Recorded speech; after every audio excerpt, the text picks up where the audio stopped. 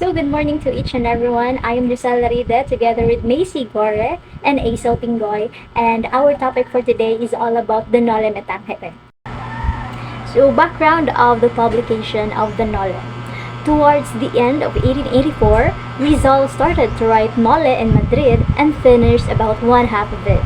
In Paris, 1885, while studying at the Universidad Central de Madrid, he finished one half of the second half. He finished the last fourth of Noli in Germany. The last few chapters were written at Wilhelmsfeld in April to June in 1886. Viola financed printing. Sick and penniless, Rizal had no hope of having it published, financed photograph from Dr. Maximo Viola that he was coming to Berlin. Dr. Viola is Tiscayan of rich family of San Miguel, Bulacan. When Viola arrived before Christmas Day in 1887, he was shocked to find Rizal in poverty and was sick due to lack of proper nourishment. Viola gladly agreed to finance the printing cost of Noli. He also loaned some cash money for the living expenses. To save printing expenses, Rizal deleted certain passages in his manuscript, including the whole chapter Ilias and Salome. So, kani si Dr. Maximo Viola, usa ni siya sa nitabang og publish sa novel which is ang Noli Me Tangere.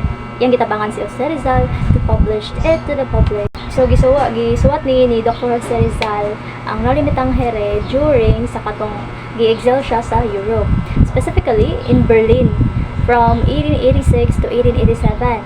It was during this time that he witnessed the injustices and abuses suffered by his fellow countrymen under Spanish oppression. So, yun ang gisuwat because nakita niya ang mga kaagi bitaw sa una sa mga iyang sa mga Filipino nga gipang abused sa mga Spanish sa una. And inspired by his desire for meaningful change, Rizal penned Noli Me Tangere as a work of fiction that aims to expose the social, political, and religious issues plaguing Philippine society.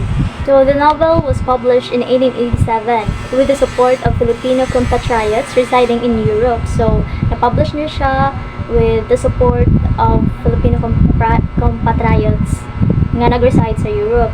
Accompanied by a dedication to the Philippines, Rizal's Noli Me Tangere sought to awaken national consciousness and ignite the spirit of revolution among Filipinos. However, due to its bold and thought-provoking nature, it faced considerable opposition from Spanish authorities and the Catholic Church. So, naay mga ni against mga i-published ang novel. Despite the challenges, Rizal's novel found its way to the Philippines, where it was clandestinely distributed amongst the Filipino populace. The impact of Noli Me Tangere was profound, as it exposed the harsh realities of colonial abuse, such as forced labor, corruption, and religious hypocrisy. It portrayed the life of the Filipino society under Spanish rule and shed light on the struggles faced by the netizens. So, ang sulod aning Noli Me Tangere is all about the mga kaagi sa mga Filipino sa una under sa mga Spanish sa una, which is ang katong time na gisakop ang Philippines sa mga Spaniards. So the novel served as a catalyst for awakening nationalist sentiments and galvanizing the Filipino people towards the fight for independence. It has inspired a generation of Filipinos to question the status quo and strive for a better future.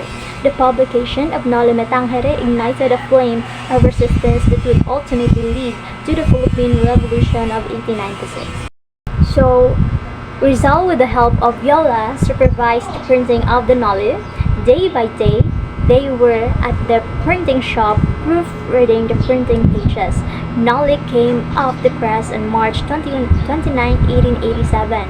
First couples of the printed novel were sent to Rizal's intimate friends like Blumentritt, Dr. Antonio Regidor, Luciano Lopez Jena, Mariano Ponce, and Felix Hidalgo. On March 29, 1887, Rizal gave Viola the the galley proofs of the Noli in token of his appreciation and gratitude. So, na-publish na siya the year 1887, ang Noli Me Tangere.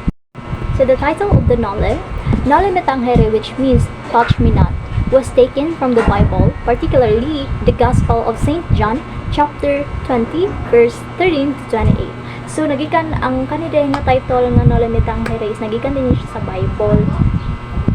According to St. John, on the first Easter Sunday, St. Mary Magdalene visited the Holy Sepulchre, and to her, our Lord Jesus, just risen from the dead, said, "Touch me not, I am not yet ascended to my Father, but go to my brethren, and say unto them, as I ascend unto my Father and your Father, and my God and your God." Attackers and defenders of the Noli. During sa publication sa Noli, naasay mga ni against. Also, naasay ni defend.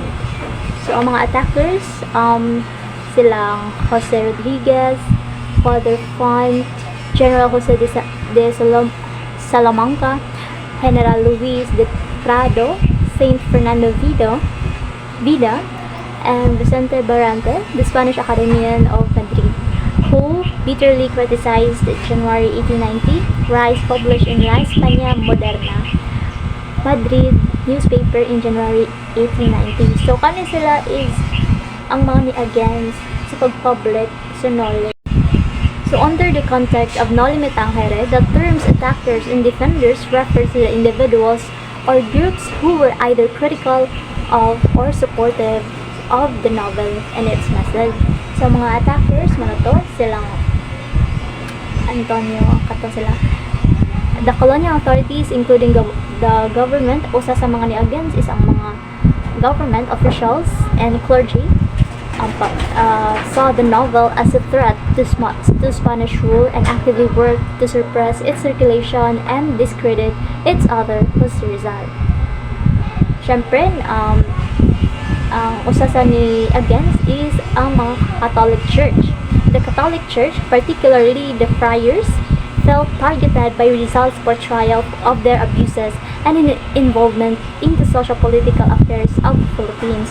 They condemned the novel as blasphemous and sought to suppress it. And conservative Filipinos, usa sa mga ni against. Some conservative Filipinos who had benefits under Spanish rule or were hesitant about rocking the boat viewed Noli Me Tangere as a dangerous and inflammatory work that could ignite unrest and jeopardize the established order. So, the defenders, mga ni ang mga ni-defend sa mga attackers. Of course, silang Marcelo H. Del Pilar, Dr. Antonio Redor, Graciano Lopez, Mariano Ponce, Father Sanchez, Rizal's favorite teacher in the Ateneo, Don Sigismundo Moret, former Minister of the Crown, Dr. Miguel Maraita, Professor Blumentritt, and Vicente Garcia, a Filipino priest, scholar, and a Tagalog translator, and Desiderio Magalang. Of course, they defended the novel and its author, recognizing it as a call for social awakening and advocating for reforms within the Spanish system. Nationalist leaders and activists such as Marcelo H. Del Pilar and Emilio Aguinaldo rallied behind the novel, perceiving it as a tool to awaken national consciousness and spur the fight for independence. They saw Rizal as a hero and a martyr for the cause. Filipinos living in exile, particularly those in Europe, supported Rizal and the publication of Noli Me Tangere. They financially and logistically backed the novel's dissemination, ensuring it reached the Philippines despite censorship attempts.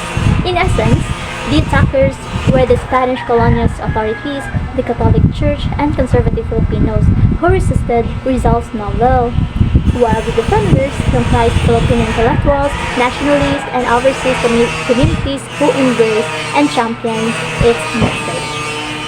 Important characters in Noli Me Tangere. So, pinakauna is Crisostomo Ibarra or Juan Crisostomo Ibarra y Magsalin or commonly called Ibarra. So si Ibarra kay usa ka Filipino-Spanish citizen ug naginusarang anak ni Don Rafael Ibarra. Though ning dako siya sa Philippines, pagkaulitaw niya is dito siya nag-study sa Europe for 7 years. So while na siya dito, wala siya nakahibaw ug unsay nahitabo diri sa Pilipinas.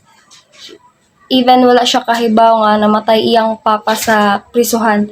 Iyang papa nga si Don Rafael, mao to siyang napriso kay tungod sa katong gipasingalan siya nga siya nagpatay sa usa ka tax collector pero si Padre Damaso gid ang nagpatay ato. Next is Maria Clara. So si Maria Clara is usa sad siya ka female main character sa Noli Tangere. Mo siya ang lover ni Ibarra. So kung makadungog taog ka ng Maria Clara, ang nastong hunahuna is usa siya ka ideal woman kay tungod kay hinhinon siya, gwapa, o kanang mo'y gusto sa mga lalaki sa una. So, Maria Clara is a primary female character in the novel. Maria Clara is known to be Ibarra's lover since childhood. So, while katong naa si Ibarra sa Europe for 7 years, si si Maria Clara kay gisend ni Kapitan Tiago sa kanang usa ka Beaterio de Santa Clara. Kuan siya usa ni siya ka place sa mga nun. Place sa mga nun. So, Kapitan Tiago sent Maria Clara to Beaterio de Santa Clara, where she developed into a lovely woman under the strict guidance of the religious nuns. Next is Padre Damaso, or Padre Damaso Verdolagas, commonly known as Padre Damaso. So, si Padre Damaso, kay usa ni siya ka Franciscan. Siya ang pare sa or prele sa San Diego for 12 years. Una siya na alid-ani Padre Salve. So, kani si Padre Damaso kay he was rumored the father of Maria Clara. So, siya gid kay si Padre Damaso pod kay usa na siya ka suod nga friend sa Ibarra family. Nya mo to wala nagtuo si Crisostomo Ibarra nga mabuhat ni Padre Damaso to sa iyang papa nga ipapriso siya og pasinganlan siya nga mao'y nagpatay. So, Kapitan Tiago or Don Santiago de los Santos, commonly known as Kapitan Tiago. So, usa ni siya ka anak sa wealthy trader in Malabon. So, tungod sa kanang ka-crew sa iyang mother, wala siya ka-eskwela og tarong o wala siya gipa-eskwela. He became a servant of the Dominican priest. Pagkamatay sa pare ug sa iyang papa, nag-decide si Kapitan Tiago nga siya ang take over sa ilahang business, trading business, before he met his wife, Doña Pia Alba, who came from another wealthy family. So si Doña Pia Alba is muna siya ang asawa ni Kapitan Tiago, who came from a wealthy family. So usa sa siya kadato because of their consistent devotion to Santa Clara in Obando. They were blessed with a daughter who shared Santa feature of Padre Damaso named Maria Clara. So, kay dili man ni si Kapitan Tiago ang tinod nga papa ni Maria Clara, kundi si Padre Damaso man tungod atong gi-rape siya ni Padre Damaso. Unya, so si Kapitan Tiago sad kay daghan kay siya properties sa Pampanga, Laguna, and especially sa San Diego. He has mga boarding houses along Anlag and Santo Cristo in San Diego too, and had contracts for opening an opium business niya. Kanang close siya sa mga pare niya. Daghan kay siya mga contributions of money. Mao to nga iya pong kanang ipang-invite ang mga pare sa mga dinners. So, mao ingon ang mga kanang government nga kanang pwede po ay ang kanang non-Spaniard nga makagovern sa Philippines tungod ni Kapitan Tiago nga dili nga pure Filipino. But later on, Noli sequel, El Filibusterismo, si Kapitan Tiago kay loses all his properties and become addicted to opium, which would eventually lead to his death. Pilosopo Tasio. So, kani si Pilosopo Tasio o Philosopher Tasio, usa ni siya katiguwa nga naglaroy-laroy sa daan. So, naduli gina siya inana nga magsuroy-suroy or kanang mark na buang. Dato jud ni iyang pamilya. O kani si Pilosopo Tasio kay gabi na siya ka-bright nga to the point nga gipaurong siya sa iyang mama og eskwela kay basin kuno mao ni hinungdan nga mawa iyang faith o devotion sa Ginoo tungod sa iyang ka-bright. Elias. So si Elias kay usa ni siya sa pinakamatalik at misteryosong kaibigan ni Ibarra. Despite nga gipasinganlan si Elias nga mao'y nagsunog sa bodega, pero ang lolo jud di ay ni Ibarra ang nagsunog ato. Despite ana, they remain loyal friends to each other until such time nga gipusil si Elias kay nagtuo nga siya si Ibarra. Doña Victorina. Si Doña Victorina kay usa ni siya ka ambisyosa nga ganahan mamistisa. Iyang asawa kay si Don Tiburcio. So wala jud ni siya gusto ni Don Tiburcio na pugos na siya ang pangasawaan niya. Ang iyang gusto kasi Kapitan Tiago. Kani si Doña Victorina is hate kay siya sa mga tao tungod sa iyang attitude ug aura sa mga tao. Narcisa or Sisa. So, she is the mother of Basilio and Crispin. Mao ni mga bata nga nawala ug ang hinungdan nga nabuang si Sisa kay tungod gipasinganlan sila ang mga bata nga nangawat sa simbahan. Doña Consolacion. Si Doña Consolacion kay usa ni siya ka labandera nga nakaasawa og Espanyol. Wala ni siya kalahian ni Doña Victorina, usa pod ni siya ka ambisyosa sukad ni nakaasawa og Espanyol. Good day everyone. Today, I will be tackling about the characters represent and Noli me Tangere. So, Don Juan Crisostomo Ibarriamenda y Magsalin, commonly referred to in the novel as Ibarra or Crisostomo, is the novel's protagonist. The mestizo mixed-race son of Filipino businessman Don Rafael Ibarra. So, Ibarra studied in Europe for 7 years. So, Ibarra is also Maria Clara's fiancé. So, si Ibarra is an idealistic, patient, and serious man. But violent lang ni siya pag masuko kay he became impulsive. So, siya ang reflection ni Jose Rizal kay nag-idealize siya sa mga youth.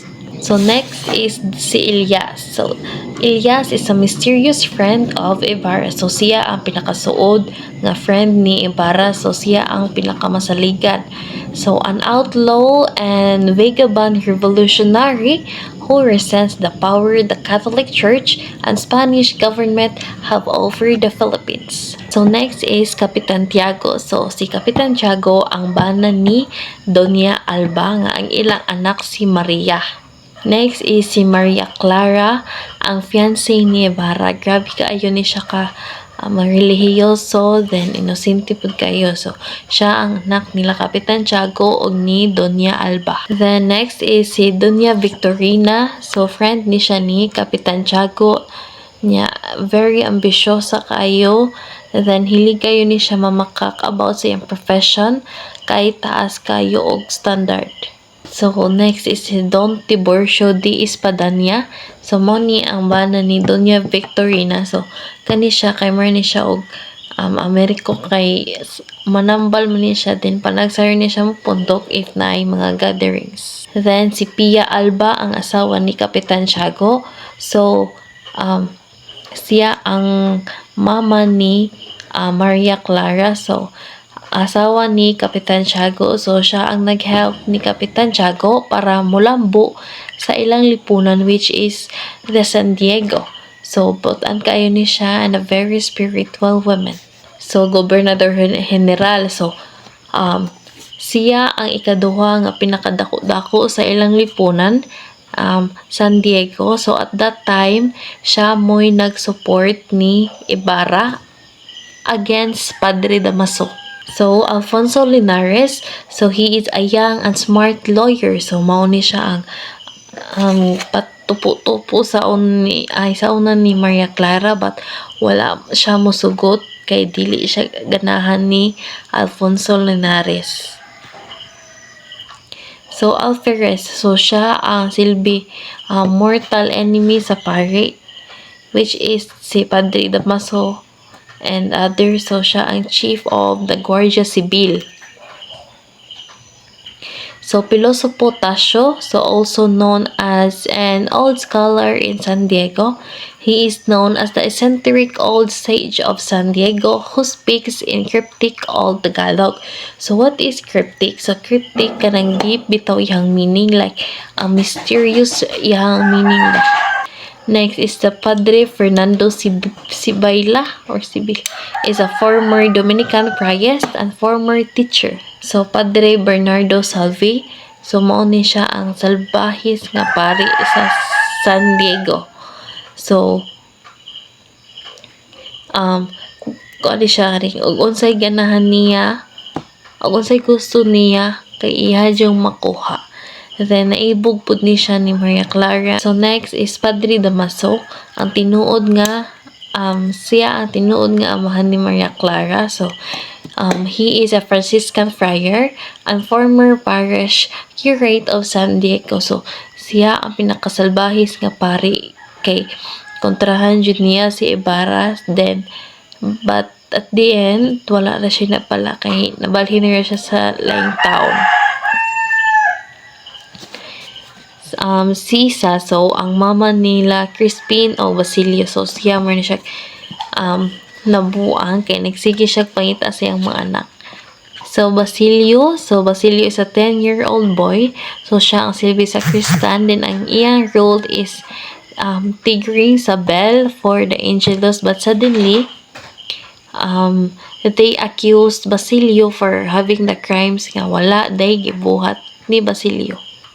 So next is Crispin, a 7-year-old boy, talks about silly things and has been favorite son of Sisa. So they accused Crispin kay manguha daw og kwarta sa church, which is wala sa dayto niya gibuhat. Lastly is Doña Consolacion. So siya ang wife ni Alferez. So, permi ni sila mag-away, but si Doña Consolacion, ang iyang way of talking is through Spanish, dili siya Tagalog. Then very vulgar kayo na siya when in terms to away, kay she is a very brutal wife. So the conditions and problems of Philippine society in the 19th century as portrayed through the Noli.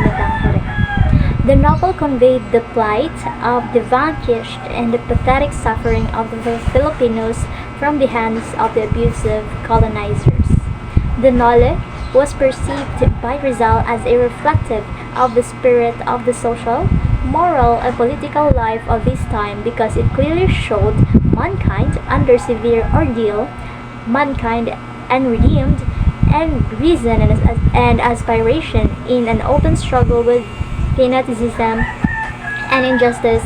Rizal wrote a novel depicting the country to be redeemed from bondage and repression.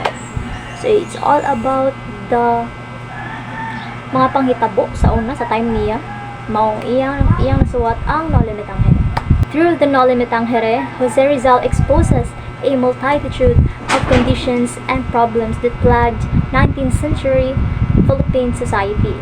From corruption within the Spanish colonial government to the oppression by the friars and the pervasive social inequality, Rizal skillfully reveals the intricate web of issues that hindered the nation's growth.